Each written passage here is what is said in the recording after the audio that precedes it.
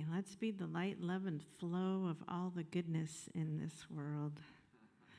Good morning. I'm Shari Humes. I'm your platform assistant for today, and I want to welcome you to Unity. Today, Reverend Frank is with us. Yay.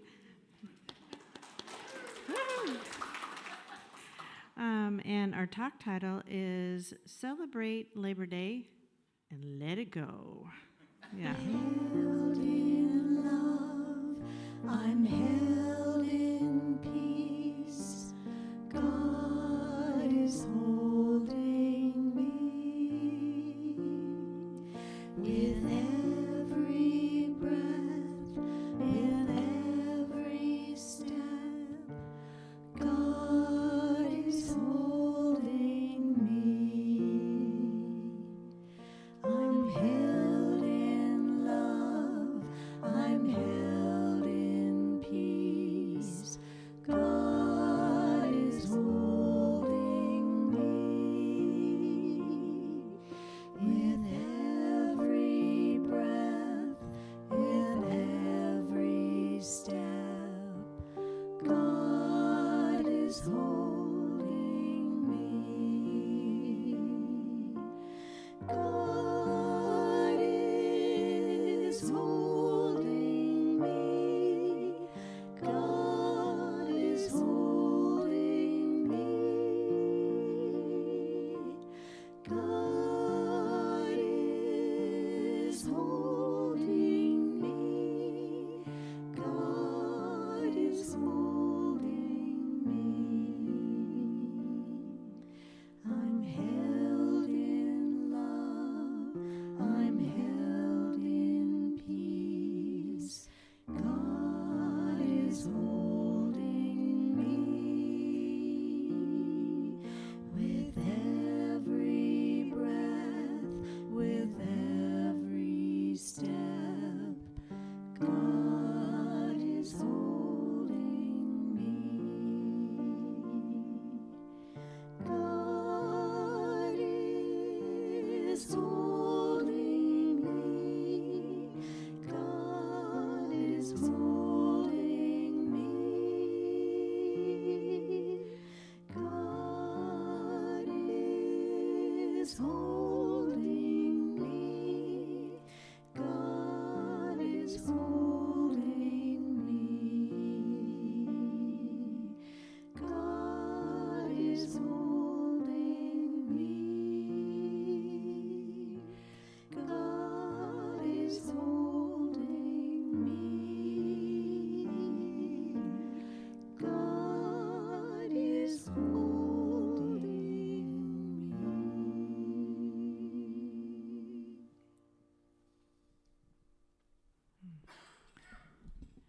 In prayer, indeed, we are held. God is holding us. Source divine is holding us. We gather in prayer, we gather in unity as sisters and brothers of the one presence, Spirit divine. In this moment, the only moment, to affirm we are held in love and light with each breath we take, each step we take. In prayer, affirm your body is strong and healthy and your mind creative. In prayer, affirm health and well-being of our planet, our friends and family near and far. We are one family, living and breathing together in this now moment, the only moment. In collective prayer, let us continue to affirm the best for those in Lahaina. May they rebuild their lives fully and create a new culturally pleasing community that nourishes generations to come. We pray for those affected by the many fires, hurricanes, and floods on our mainland as well. If you would like to pray for someone or something dear to your heart, feel free to speak out loud.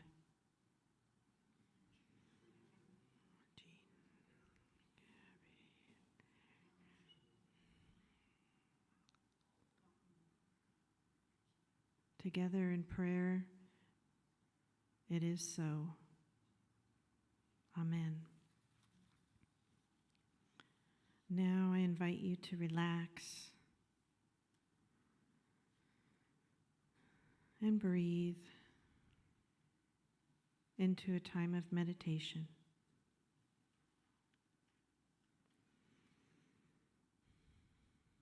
Feel your body soften. Your breath is even and slow.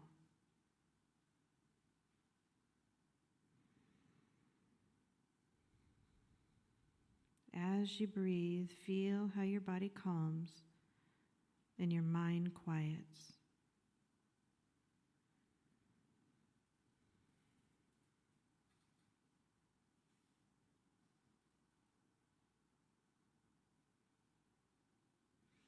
As you calm your body and find the rhythm in your breath, begin to feel an energy that hums within you.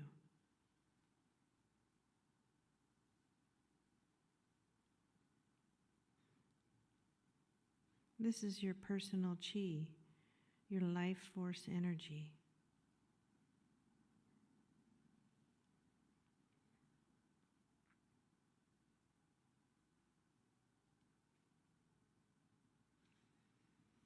Each of us has a unique vibration. We are each unique expressions of God, of Spirit Divine.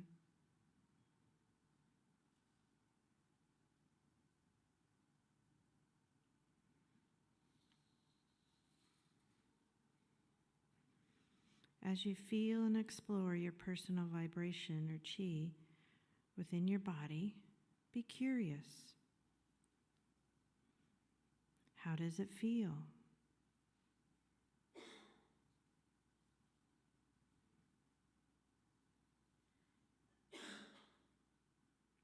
Feel the healing properties of this hum within.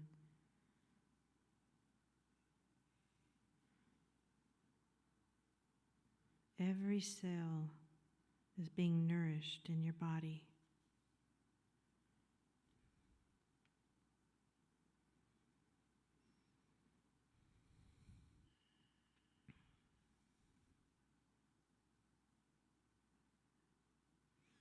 As we allow this calming flow of energy, our heart opens to wisdom,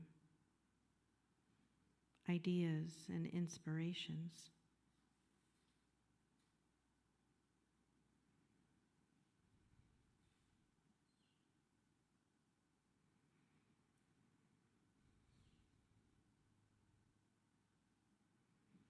In these moments, let us take time for self-care.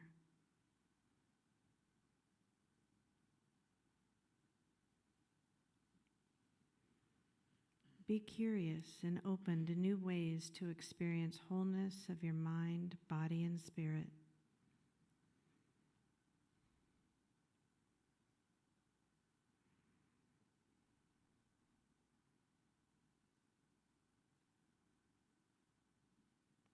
With the simplicity of following your breath, become conscious of your chi, your personal energy flowing, leading you to a new pathway of self-care.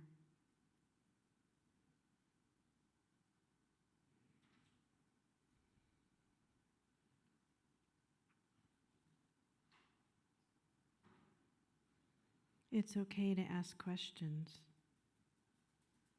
What is best for me?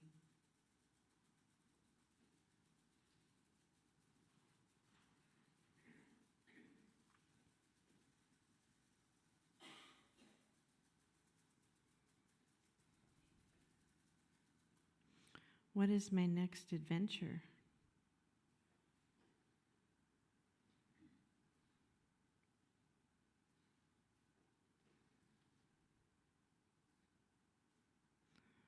I would like to discover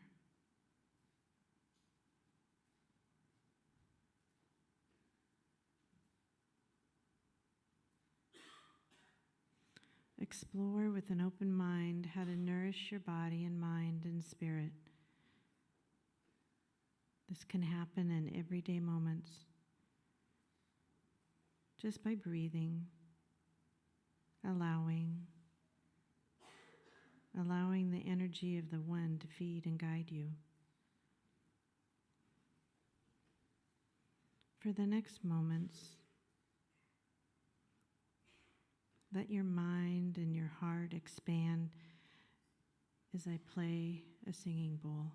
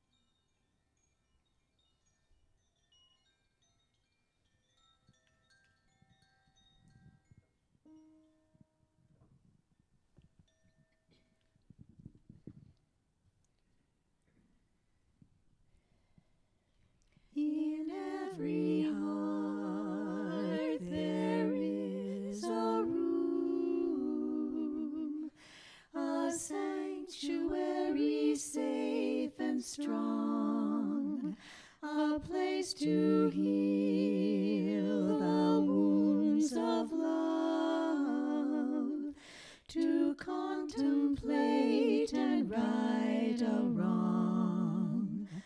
I said a prayer in cautious tones. An answer came with no pretense. And now I need to take a stand, to not back down from love's demands. So now I offer you a rose. I've stripped the its thorns, and with the rose, here is my hand. So on we go, begin again. Here in the silence of this room,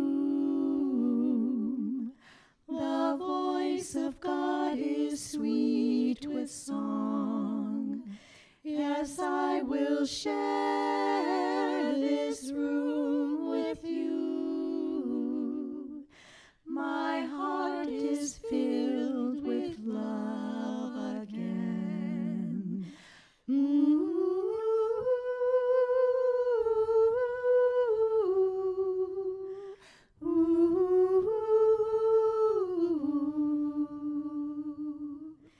Here is my heart, my light, my song. I offer it in service to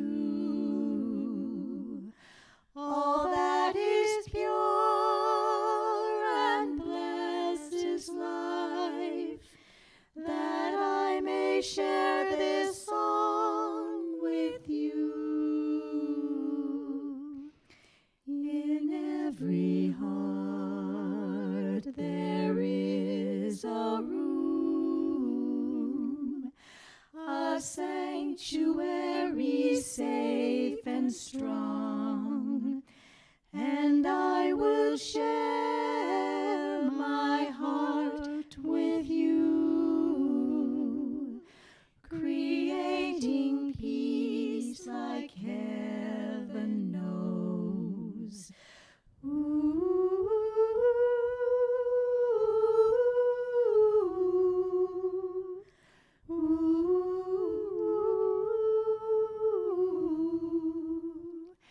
And life goes on, and so it goes, and we can each begin again.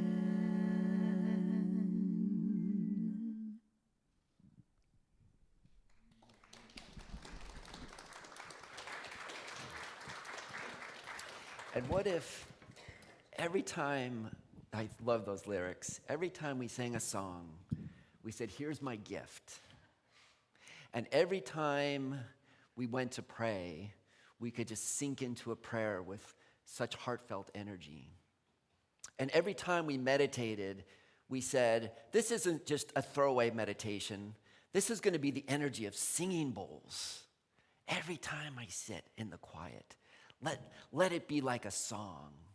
And every time I sing, or every time we speak, or every time we greet each other, or any time we do anything that's part of our action in the world, why not allow that to be devotional? Anything, all of it, each piece. Because, and I'm saying this because it's Labor Day. And really, Labor Day for me, I don't know for you guys, has Labor Day been a big like, oh, it's Labor Day, let's think about work? I think it's mostly been, it's Labor Day, I don't have to work. Which is kind of the whole piece of it, right? People used to work 80 and 70 hours a week. And the labor movement, turn of the century, said, you know, we need to respect the labor of Americans and American workers. And maybe an extra day off would be a good thing. And maybe not 80-hour work weeks. And maybe more balance in our work. I mean, this is the sort of the genesis of Labor Day. But I was thinking, well, it's Labor Day. And how can we tie Labor Day and work into unity? And into our sense of our consciousness of who we are and on this journey, this spiritual path. And then as, I just can't make this stuff up. It turns out that Janae and Malin were given the library a haircut. And about 2/3 of the books were moving out to make it more, very unity and a lot of the stuff that we're looking at. So we were going to move some books out. And I went in there, and there was a couple little books laying there, little red books. Here, I got one of them. Of course I do. And it was sitting there, and I went, oh, I remember somebody passed these books on. Look at this little book. It's called Karma Yoga. And it's by a guy named Vivekananda. And I went, wait, Vivekananda came to the Parliament of World Religions in the 1890s, when the Parliament of World Religions was first beginning.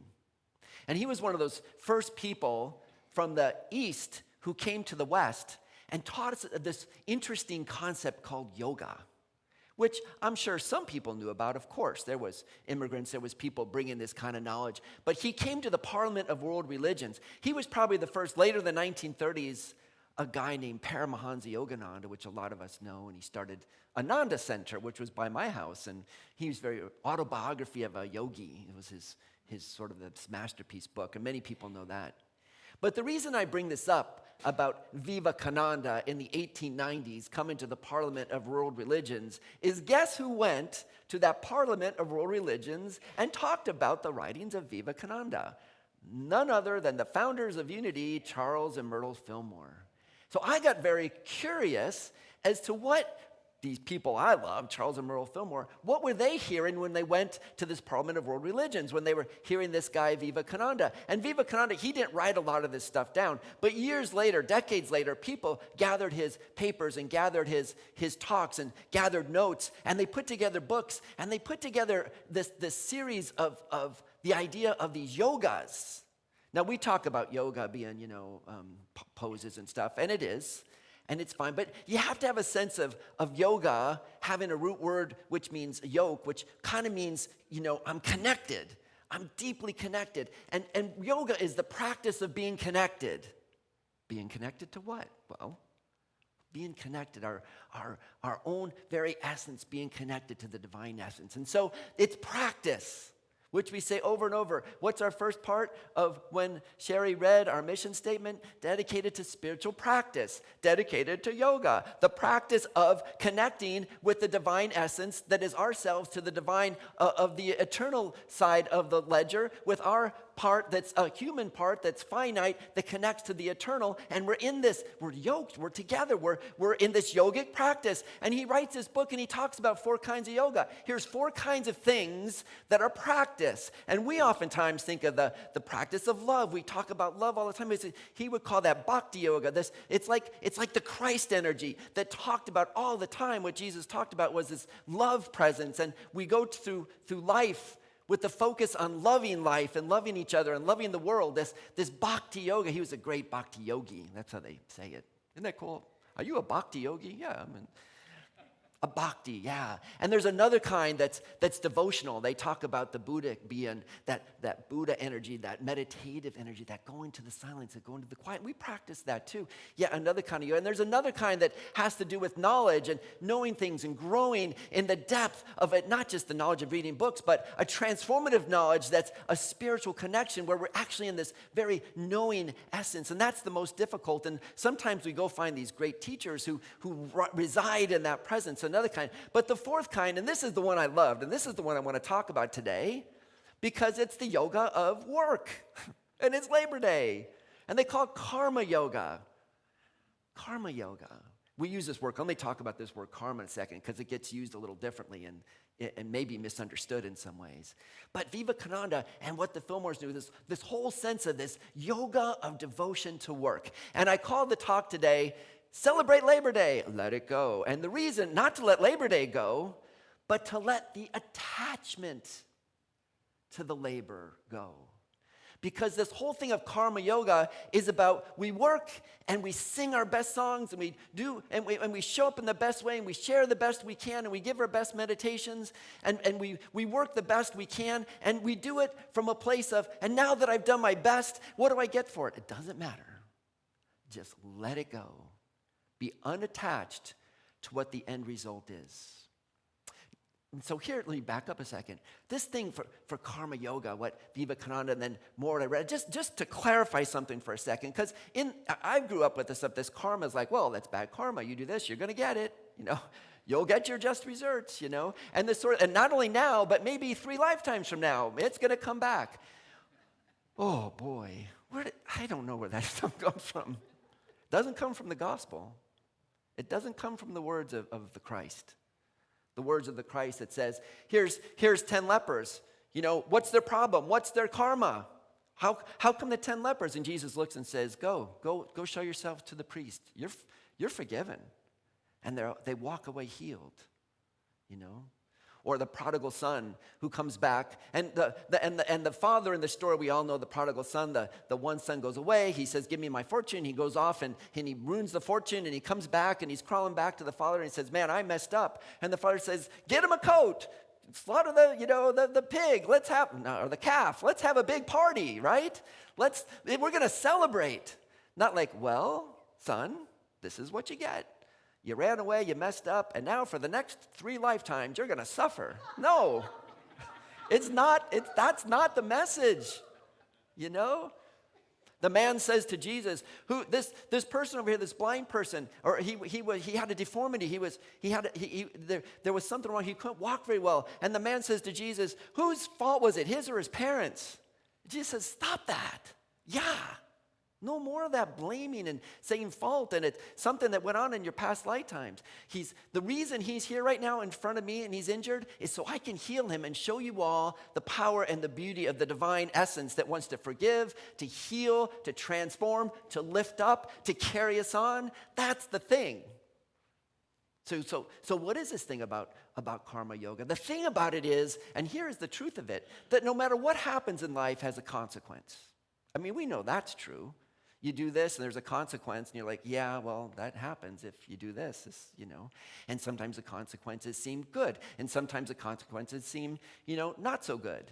But here's the thing about this practice of yoga. And he gives examples like, I'm going to be this great person. I'm not going to eat, okay, here's a good one. I'm going to be vegetarian, which, that's a good thing, right? I mean, maybe it is. And I think many people push right now for vegetarian, a lot having to do with sustainability and being present on the earth and understanding with the number of people we have and the animals and how it all works. But Vivekananda says, yeah, and you might think you've done a really good thing, but then you get deeper into it. It's like, well, but then the blades are coming, they're chewing up moles and animals for the plants you're eating, and then you're eating live plants. And he comes to the conclusion, it doesn't seem like no matter what I do, where I'm trying to do nothing but the good and show up in a good way, somehow there's a consequence that doesn't seem like it's good. It's like I can't get away from it. Like no matter what I do, and think about examples in your own life. I was just trying to do the right thing, and then somebody heard it, and they got mad because I was trying to do the right thing, but then it didn't turn out right, and then they were mad because I was good. And it always seems like, can I get off of this challenge that whatever I'm doing that seems like I'm doing for the good, there always seems to be a side effect I wasn't even seeing that turned out maybe not so good. And the Karma Yoga says there's a way off this problem. And you might see it, and rightfully so. You might just jump over to Taoism. Like, you might see that it's just the wheel of yin and yang, this balancing of forces. This happens, but that happens, and this happens. And you see this turning of the wheel, this turning of the balance of these energies. But when you step back further from that yin yang single, what do you see? You see just a circle. You see just one of things. And so the teachings of Karma Yoga, this practicing of yoga, and karma, it's like work yoga or devotional yoga or whatever I do, I'm going to devote it yoga would be a better way of saying it instead of work yoga, is that I understand that I can't fully understand all the consequences of everything that goes on. It's too rich, it's too complex, there's too many moving pieces. All I know is I can show up to be the very best person I can be with my limited understanding and to the best way, and I can show up and I can do the work and I can be the person I need to be and I can be there in service to another, and then after I do this, I turn it over and say it's just not mine to know fully, just not mine to control. And if people want to give me back, oh, you did a really good thing. Well, yeah, maybe. All I know is I did it in service. Oh, you did a really terrible thing. Well, yeah, I might have, and I'm sorry. But I'm just trying to show up in service. And I think back to when I was a kid, Grandma used to say, something happened to you. Oh, turn it over to Jesus. And she was right. There's a wisdom in that. I didn't get it at the time. But how it's this spiritual practice Jonathan, you and I, we talk about practice all the time. Practice, practice. It's about practice. It's about being present. And here's the beautiful thing about this practice of devotional service, is that, I think, my meditation practice. And it's like, okay, it's 10 o'clock. I'm going to go. I'm going to set my timer. I'm going to meditate. I got my 20 minutes. Now I'm done with that practice. Or maybe it goes on a little bit, and I'll do it again later. Don't bother me now, I'm meditating. That's a nice practice. I get my 20 minutes in morning and night, and then I got 23 hours and 20 minutes to do something else. Well, how do you practice in those times? What's the practice? What's the spiritual practice? What's the prayer that can go on all day? Well, what if everything we do, every kind of work, every kind of effort, we could recognize it as, this effort I'm making is practice. This thing I'm doing is practice. It's Labor Day. We're celebrating work. Can we celebrate Labor Day as the day of recognizing karma yoga, this devotion to showing up on purpose and in service? And here's the great thing about it. And actually, it's the great thing, but it's also sometimes it feels a little daunting to me, to be honest. Whatever we do matters. No, really. Whatever we do matters. And it doesn't only matter a little bit. We have shown up as the presence and the power of the divine as us, moving in us and moving through us. That matters. So how we show up matters. And it matters when we're connected to that energy and know that we're connected to the energy. Have the witness conscious says that presence, that power of the divine is moving in and through me. So my actions, my words, my singing, my speaking, my service matters, and it matters big. And we can be aware of and awake to the profound nature of our work. And then when we know that, then in humility we go, I really need to say, divine source energy, I'm turning this to you for your guidance, for your energy, for your support to flow through me, and let it be for you. And get out of the way. Celebrate Labor Day. Let it go. Let your labor go. Let the effort go. Get out of the ego thing, which is just going to, today it's all like, oh, look at me, I'm so great. And that same energy tomorrow's me going, oh, man, I'm such a screw up. Yeah, yin and yang. It's good, it's bad, it's evil, it's wonderful. Let it go. Because, okay, and there's more. This is really cool. Yeah, there's a thing, I'm going to paraphrase because I was going to look it up and I didn't, but it's a prayer that Thomas Merton said, and I can't quote it, but it struck me, so I'll just sort of paraphrase.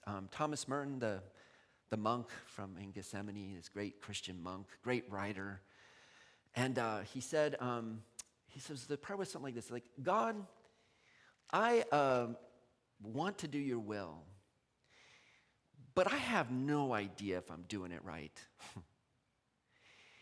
But I believe that the fact that I just want to do it, that I'm asking you, show me how to do it so that I can do my best to align with your will, is enough. It's enough. So I've been practicing, because I was, have this talk, and so I'm thinking about it all week. I've been practicing every little thing. Like, what does that mean? Turn my work over to the divine. Here, give it to divine presence. What does that look like? So I'm brushing my teeth. No. It's like, what if brushing my teeth could be service? What if just brushing my teeth, I could say, I'm going to turn over this little piece of work and just do this. And all of a sudden, it was amazing. It's like, well, teeth are important. Life's important. This is divine energy. It's just, and it changed it. Just in the little bit, like offering that as a service to the divine, to the service to the world. Making rice. I made rice last night for our potluck dinner. And I let it cool down before I put it in the fridge, because you don't want to put hot rice. Then I went to bed. And I woke up and there's the rice. Trash. Now I couldn't, because you can't leave the rice out all night, right? We didn't serve rice that's been out all night. So, we cooked fresh rice this morning. So anyhow, do over. And I thought there was this piece of me going, It's like, why? I can't. And I thought, just let it be. I did this work to serve the rice, and then I left it out all night on the counter because I was meditating.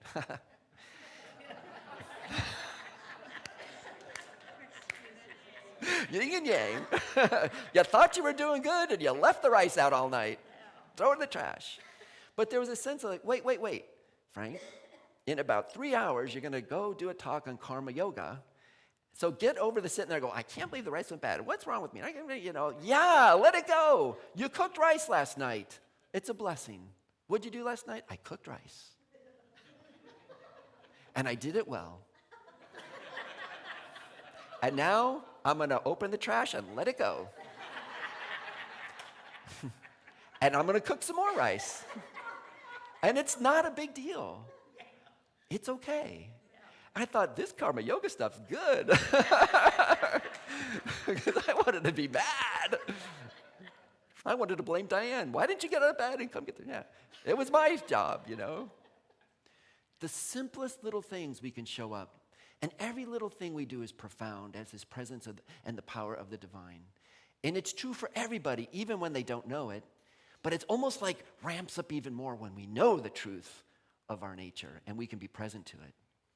And so we can say a prayer, I'm aware of and I'm awake to the profound importance of my work.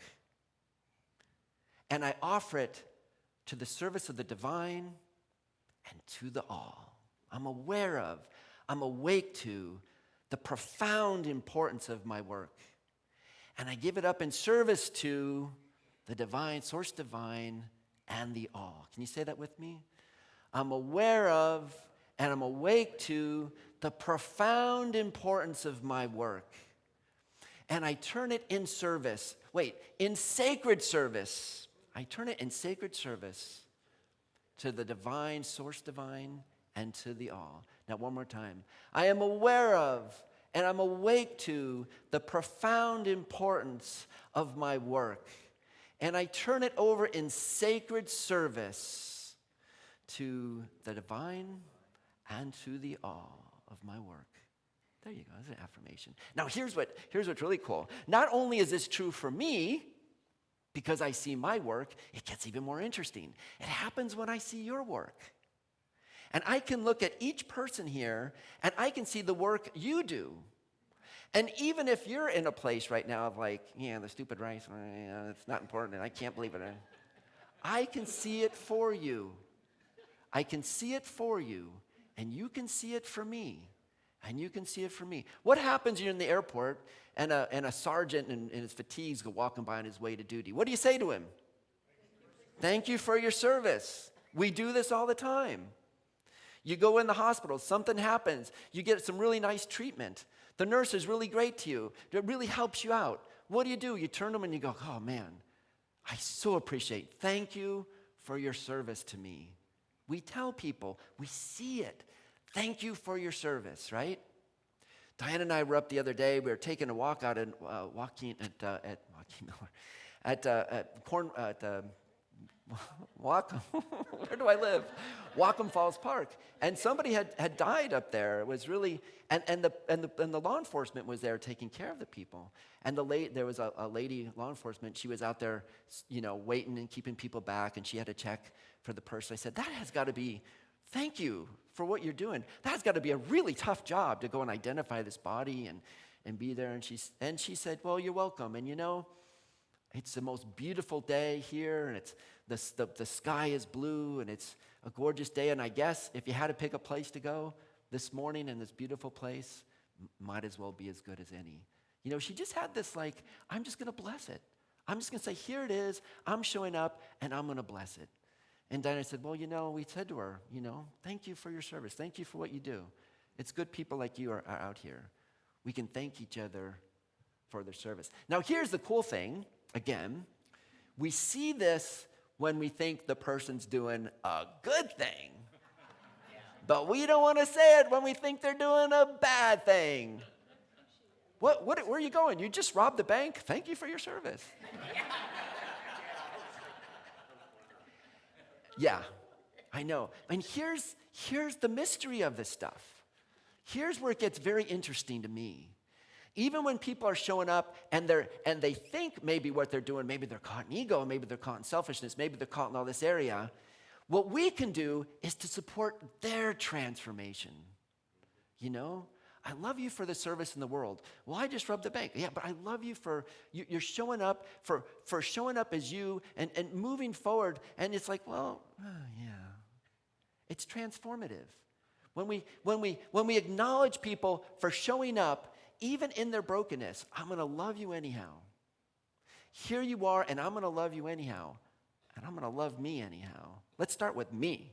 Start with yourself. And you see how nice that feels. Yeah, I know maybe we're coming in here and our motives are kind of crazy and we're showing up in a funny way. Can we send people a blessing? And see their transformation and see them on this wheel that's going to turn. Because in that yin yang and that piece, can we stand back and see it's part of the one, it's part of the unfolding, it's part of this evolutionary consciousness. And evolution, which we know is a beautiful thing, but it ain't pretty. There's crashing, there's rubbing up against each other, there's things that we don't see and we don't understand, and things that are like, why is there so much tension? And tension is the way of it sometimes, oftentimes, most of the times. Things rubbing against the yin and yang, grinding around each other in the big circle that's transforming. Now, of course, I'm not encouraging anybody to rob a bank and do other things. But you see the point. Is that in things we thought we were doing so well, sometimes we realize, but there was a consequence that wasn't what I wanted. And sometimes people, when they're doing things that we think are awful, there's a consequence like, there was something amazing that came out of that. Can we stand back and say, I'm not going to be so attached out here to what I perceive in my limited sense of awareness of all what is coming out of things, and can I stand back and say, I'm going to bless, I'm going to transform like Jesus. He didn't say, well, you lepers, I guess that's just, learn from it. He said, no, I heal you. There's a healing. There's a transformation. There's a moving forward to greater. But he didn't make them wrong. He didn't make it this was some punishment. He didn't make it that there was some grand thing that was some deep fault of theirs. He used it as an opportunity to heal. As an opportunity to heal. And so here's what we can say to others, to encourage them in their good work that they do, and also in their struggles to move forward into some new levels of finding a way to be on purpose in a new way, where they sense the connection of their soul to the divine soul. The second principle, there's only one power, there's only one presence, and we are the same essence and power and presence that flows through us and connects just like the divine, our first and second principle in unity that we say. So can we see that presence in the other, even if in the outer world it doesn't seem like what they're doing so good, but bless them and bring them forward and make that part of our karma yoga practice, to transform the work and the doings and make them and bring form the sacred, because everything we do is important, In the first mantra we said, what was it? My work, okay, your work. I see the profound importance of your work. And with you, I'm going to offer it in sacred service to the transformation of all. I see the profound importance of your work. And we can offer it as sacred service for the transformation of all. Say that. Look around the room when you say it. I see the profound importance of your work. And I offer it for the sacred service and transformation of all. Yeah, we can see it for each other. So we did me and we did you. There's one more. Yeah. Could we say it for politicians? Oh, yeah. For all your senators, for all your congressmen, state and local and governors and who else is elected? Presidents. Board of trustees, everybody.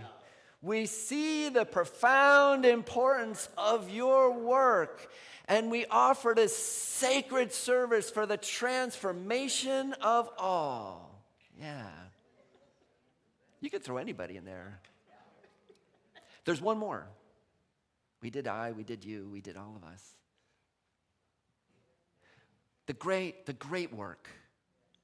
Now, this is something that I don't even know if Vivekananda or Paramahansa Yogananda would have said at their time. Because at their time, the consciousness that we have as humanity, that we thought, yeah, our work's important, but we're not so important that anything we can do can disturb the planet.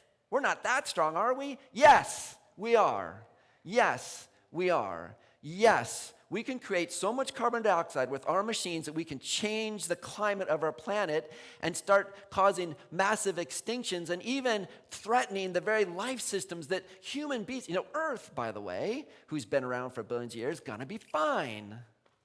But we're messing with systems that we have evolved in and grown in for our level of sustainability and our fullness. We're hurting ourselves, man, And the great work of our time, of the 21st century, is caring for this, not only you and for me, it's for caring for the all of it. It is the great work of our time. And so we turn, not only do we want, and here's the hard thing, people are doing all sorts of good. There was things we used to do for the environmental movement. We said, well, we can do this, and there's all these people starving, so let's create these pesticides, and we'll kill the pests, and we'll grow more food, and we can feed more people, and it worked, except now we got pesticides in the groundwater. We thought we were doing good, and then look what happened. We created engines to be able to do farming, to create so much more food, to create so much more production, to create a sense of well-being and wealth for humanity like the world has never seen before. Isn't that great? And it is great, but there was a side effect on this wheel of the yin and yang, and look what's happened. It's created carbon dioxide, we have all this methane, and we're changing the climate. So what we need to do is not be so arrogant about like we think we know what the right thing to do, but we need to do the next right best thing, following the guidance of our heart to say, what's the next beautiful thing? Knowing that there's side effects, but what's the best next thing we can do to show up in selfless service to the world, to the entire planet, the great work of our time, and also at the same time go, but all I know is I'm trying to do the will of the divine for the fullness and the beauty and the sustainability of our planet in all humility, and I offer it as sacred service, and then I can let go of the results because I'm just here to do what's mine to do. So I don't have to get in anguish, I don't have to be in constant worry, I don't have to be in fear, I don't have to be, oh my God, the climate. I don't have to do all that. I just need to show up and do the work that's mine to do, and we need to do the work that we need to do, and the planet needs to do the work it needs to do at this moment now in the time of what they call the great work. The great work of humanity, unlike work the humanity's ever had before, was to see that we are so powerful that when we show up on this planet, we have great work, and we need to have a deep sense of humility of our power, so we can show up in this great work and live in harmony and live in a way that's coherent with the life forces of the planet. The great work. Boy, talk about needing a spiritual practice. We need to practice. We need to practice. We need a spiritual practice to do our work, to bless each other for each other's work, and to do the great work. And then we let it go, unattached. Because I'm not doing the work. When we adopt that posture, it is the presence and the power of the divine that's flowing through me and out into the world to do the right and appropriate work that needs to be done. And then there's no guilt and no shame. There's also no look at me, pat me on the back. Both sides. Let it go. Let it go. Show up in joy. Show up and have fun. I'm just here to be a servant, the humble servant. And like it said, I'll end on this in the Gospel of Luke, the good servants, they waited for their master who was at the bridegroom, and they stayed up all night waiting and waiting, just doing their job and doing their job and doing their job. And when the master came home from the wedding, this is in the Gospel of Luke chapter 12, when the master came home from the wedding, he found those servants awake and alert and ready and doing their work. And the master said to the servants, sit down, just sit down. And the master put on an apron, started cooking up a feast, and fed the servants. That's the kind of divine source. That's the kind of God. That's the kind of source energy that we serve. We just do what we need to do. We work hard. We offer it. We stay in servant mentality. And at the end, the very source divine, the very presence of God, this very eternal energy says, you've connected with me, and now I bless you. Isn't that great? Yeah. And so we'll end with this, The great work that we're involved in is incredibly important. And I'm in, but I turn it all over as sacred service to Source Divine, and I am in joy. The great work that we're all involved with is so important. Say that with me. The great work that we're all involved in is so important. And I'm in, and I turn it over as sacred service,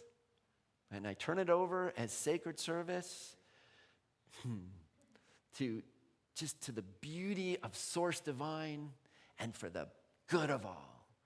For the beauty of Source Divine and for the good of all. Yeah. Okay, we can do this.